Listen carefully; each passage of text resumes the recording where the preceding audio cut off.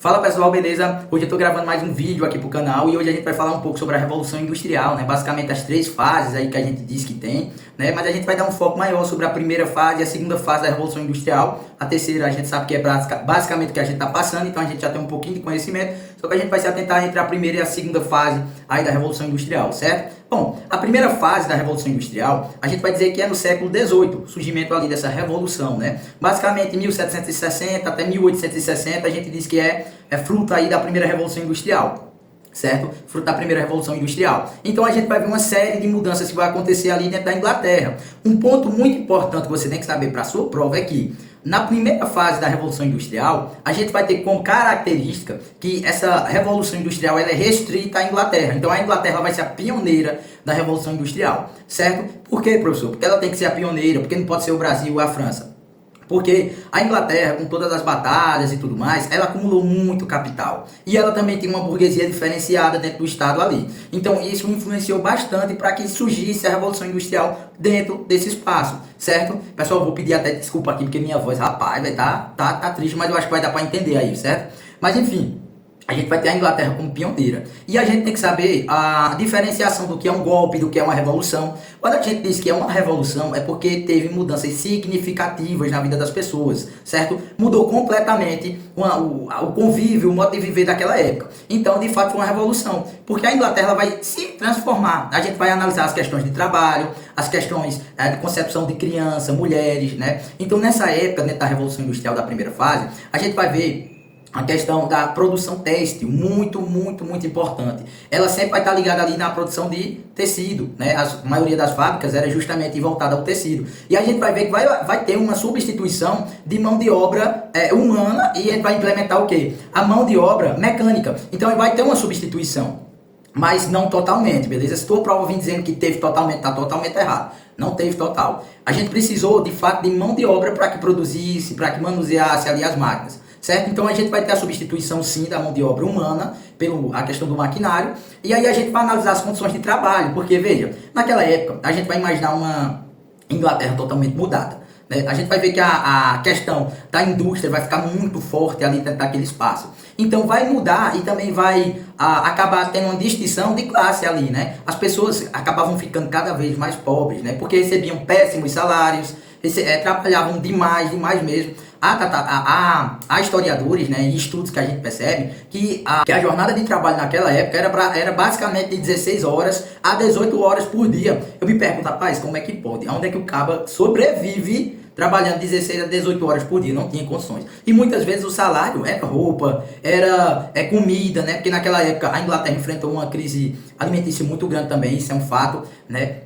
E aí eles trabalhavam justamente por conta de roupa, às vezes algumas eram assalariados, mas era um salário que não condizia com o modo de vida da pessoa, então eles acabavam passando fome, né? Então a jornada de trabalho era algo brutal naquela época e muito mal remunerada. Na tua prova você me falando, né, que era uma jornada de trabalho baseada a qual a gente conhece hoje, é totalmente mentira, não existia isso, era algo brutal. Então a gente vai ver que as mulheres, os homens e as crianças também trabalhavam. As mulheres naquela época, é algo muito interessante, elas trabalhavam também, só que elas recebiam, né, um quantitativo bem menor do que o homem. Então era bem comum naquela época a mulher receber basicamente quase nada. E criança também trabalhava naquela época. Pois é, meu amigo, e você que está vendo esse vídeo aí é criança, se você vivesse naquela época, ia trabalhar feito um condenado, cara. Por quê? Porque naquela época criança não era vista como criança, era conhecida praticamente como um mini adulto, certo? Então você era basicamente um mini adulto. E você era útil justamente na extração do carvão mineral. Por quê? Porque geralmente era em espaços pequenos, carvão mineral e natural, né? Era em espaços pequenos, e aí só quem podia andar por ali para fazer essa extração eram as crianças. Então muitas vezes essas crianças estavam relacionadas ao trabalho da extração do carvão. E aí, professor, quer dizer que eu trabalhava bem pouco também, né? Não, trabalhava muito mesmo. E muitas crianças, maioria, às vezes, acabavam até morrendo ali dentro desse serviço, certo? E a remuneração eu não vou nem falar, não vou nem repetir, porque de fato era algo bastante ruim.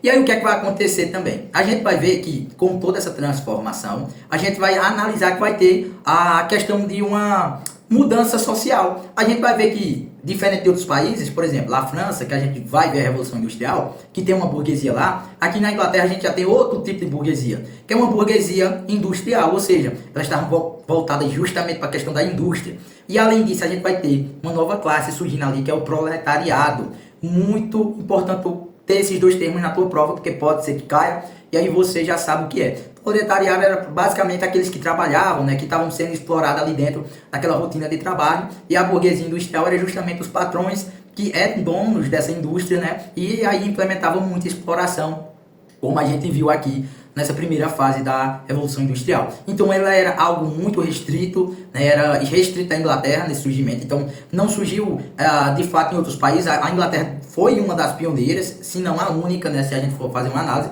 se não a única. Beleza? Outra coisa muito importante, que a gente vai ver a questão da urbanização.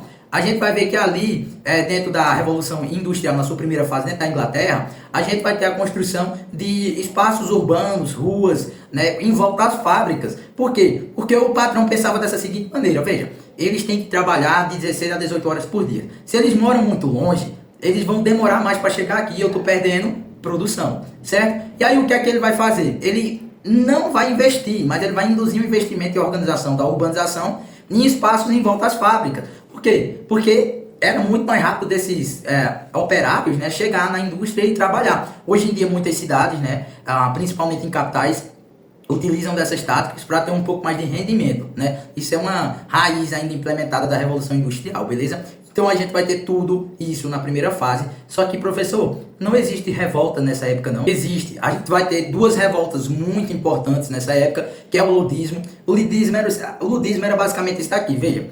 As pessoas, com a implementação, bem no início da Revolução, com a implementação das máquinas, né, trazendo as máquinas para a produção têxtil da roupa, as pessoas começaram a ficar assustadas. Eita, agora já estão passando fome. E agora que eles não vão precisar mais da gente e sim das máquinas, agora, cara, o que é que a gente faz? Não vai ter o que fazer, eles vão substituir a gente. Então a gente tem que fazer alguma coisa. O que é que vamos fazer? Vamos atentar contra as máquinas. Então essas pessoas começaram a quebrar as máquinas. Muitos dizem que era por conta de medo, muitos dizem que era por conta de reivindicações, só que a gente fica ali na hipótese justamente do medo, né? Essas duas são aceitas, de fato, mas a questão é que eles tinham muito medo também da substituição da mão de obra humana da máquina, né? Então é muito importante a gente saber disso.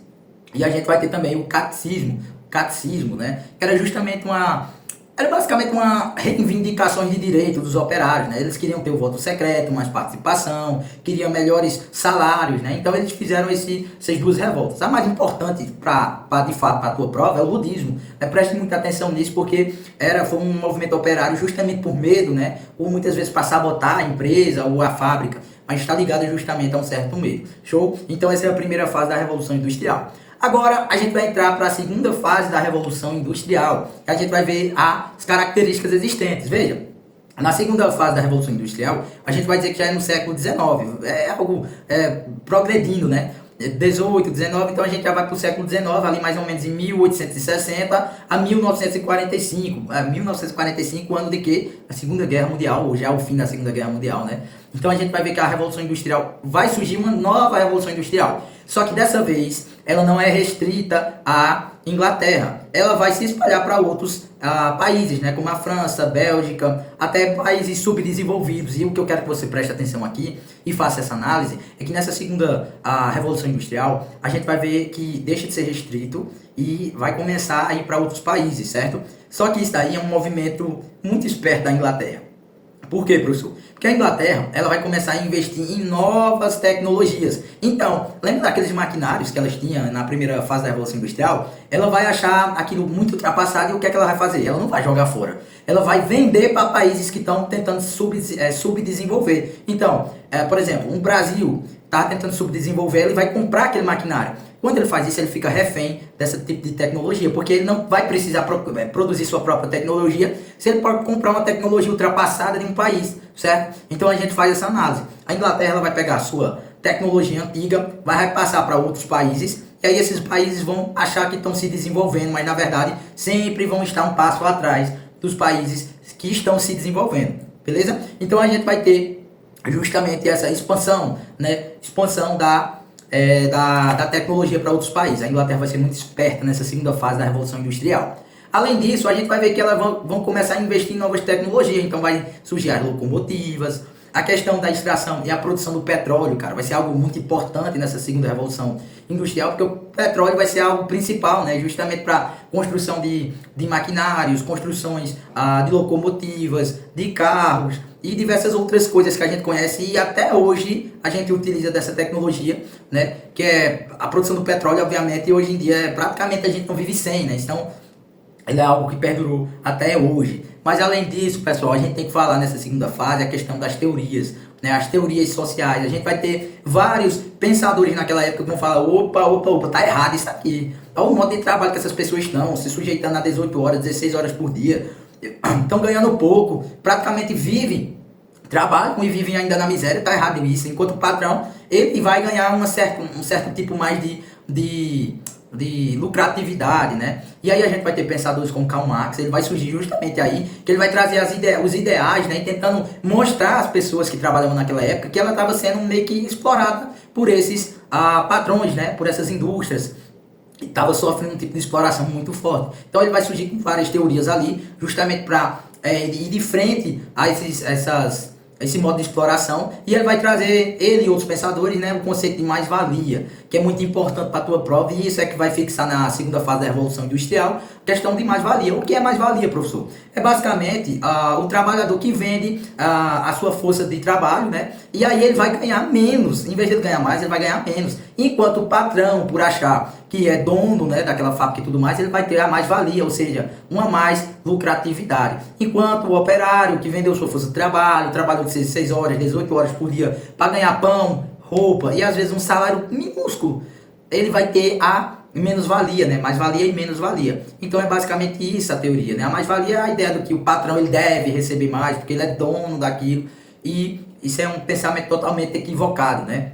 A gente vê que Marx vai trabalhar com a teoria também de que naquela época, e hoje em dia também, que as ideais dele é válido, né? Que uma empresa necessita dos operários, né? Ela necessita dos operários para que haja uma produção, porque senão, meu amigo, muitas coisas ali, ó, acaba decaindo. Então Marx vai trazer basicamente isso, né? A teoria da mais-valia, e é como eu disse, teorias sociais surgindo, a movimentação e a utilização do petróleo, né, para motores em combustão, e também a questão da a revolução, e também a questão da revolução não ser mais restritiva a um só país. Professor, quando eu digo restritiva, eu estou dizendo que a revolução, todos os países se tornaram revolucionários da Revolução Industrial, negativo. Muitos países como o Brasil hoje em dia, a gente tem que fazer essa análise, ainda trabalha com a questão da compra de tecnologias antigas. Então isso impede da gente se desenvolver. A gente fica comprando tecnologias antigas dos Estados Unidos,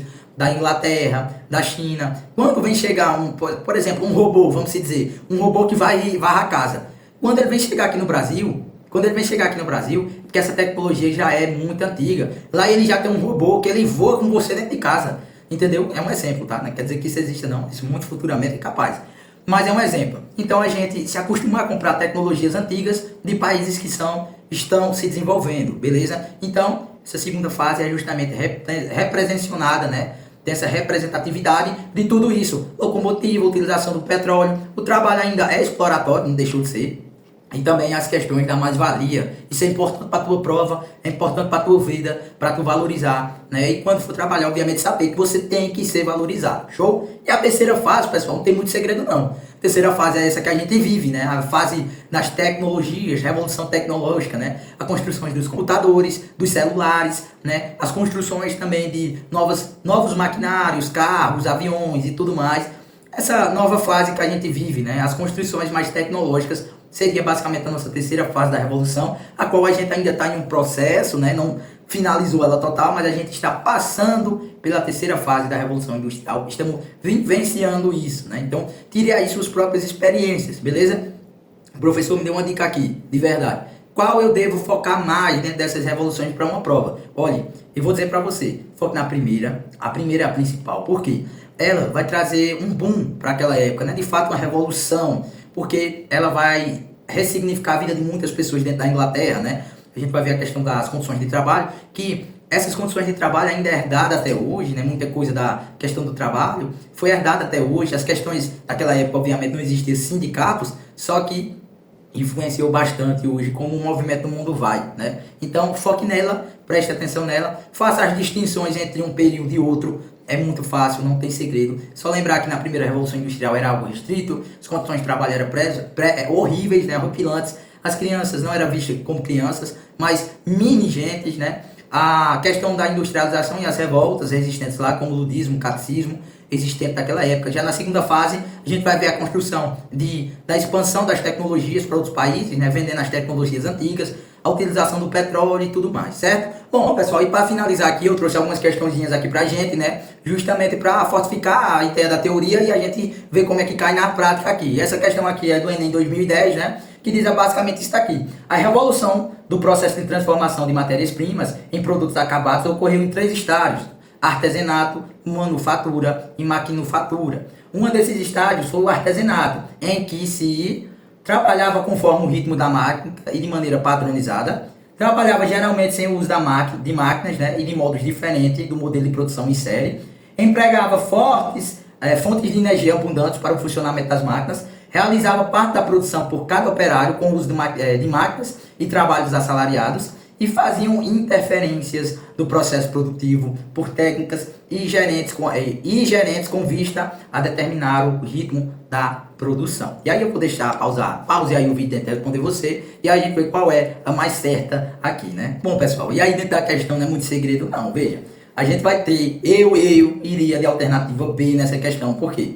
Ele está perguntando sobre a questão do artesanato, então a gente tem que passar. Artesanato geralmente é feito por pessoas e nunca é em abundância, né? Porque geralmente é para pequenas produções ou também para ilustrações. Então, vamos lá. Aqui na B fala o seguinte: trabalhava geralmente sem o uso de maquinários, já que é o fato do artesanato, e uso de maquinários e de modo diferente do modelo de produção em série. Essa questão estava bem facinha pra gente. Por quê? O artesanato, de fato, ele é feito através das mãos humanas. Não tem uma alta produção, ele não segue o ritmo de produção para venda, né? É sim para vender, mas não em grande quantidade, beleza? Então essa questão aqui, ó, tava mel pra gente, beleza? Então, vamos aqui para a próxima, né? A próxima questão fala isso aqui. Aqui, ó. Homens da Inglaterra, por que hará para os senhores que vós mantém na miséria? Por que tecer com esforço e cuidado as ricas roupas que vossos tiranos vestem? Porque alimentar, vestir e poupar do berço até o túmulo esses parasitas ingratos que exploram vosso suor, a que bebem vosso sangue. Shelley, Os Homens da Inglaterra, um texto muito, muito bom, né? Ela vai fazer uma certa crítica de fato aí sobre a questão desse ritmo empregatício, perfeito? E aí a questão pede, a gente vai analisar o que a questão pede. A análise do texto permite identificar que o poeta romântico Shelley registrou uma contradição nas condições socioeconômicas das nascentes classes trabalhadoras inglesas durante a Revolução Industrial. Olha, aqui a gente já pode fazer uma distinção entre primeira e segunda. Eu chutaria a partir daqui que ela vai fazer algo relacionado à primeira Revolução Industrial, mas vamos lá. Tal contradição está identificada. Vamos lá, eu vou dar uma pausa aqui para você e você vai tentar responder aí. Pronto, vamos lá, ó. E aí a gente vai tentar pedir na contradição, né? E a gente vai analisar aqui, ó. O que é que ela quer? Contradição. Então vamos lá. Na pobreza dos empregados que estava associada na riqueza dos patrões. Veja só. No salário dos operários, que era proporcional aos seus esforços na indústria. Lembre da condição de mais-valia da segunda fase da Revolução Industrial. Era proporcional, era igual ao dos patrões, né? Lembre aí. Na burguesia que tinha seus negócios financiados pelo proletariado. O proletariado mal ganhava dinheiro para ele, como é que ele ia financiar? No trabalho que era considerado uma garantia de liberdade. Era uma garantia de liberdade, você trabalha 16, 18, ganhar pão, roupa, não tinha liberdade alguma aí, você estava preso economicamente. Na riqueza, que não era usufruída por aqueles que produziam, eu iria de gabarito porque de fato, aqueles que produziam não usufruíam dessa riqueza, né? Quem mais valia, pessoal? Quem usufruía eram os patrões, então quem produzia não estava nada usufruindo disso, não estava nada bem, né? Só estava tomando papeiro aí, tomando no fruto da goiaba, né? Então, pessoal, é basicamente isso. Espero que vocês tenham gostado. Essas questõezinhas aí caíram no Enem, que podem cair na tua prova também, né? Então é isso. Lembre-se das distinções, lembre-se de cada revolução e o que aconteceu em cada uma delas com suas características. Queria deixar um forte abraço, pedir desculpa pela voz do professor aqui que estava horrível hoje, mas espero que vocês tenham entendido. Deixe aí os comentários, né, de que aula vocês querem ver. Sigam a playlist também, que é algo muito bom. Também deixe seu like, né, para ajudar aqui nos vídeos a cada vez mais produções, né, para que eu continue bem instigado. Então, o que mais é isso, pessoal. Um grande beijo aí para vocês e até a nossa próxima aula.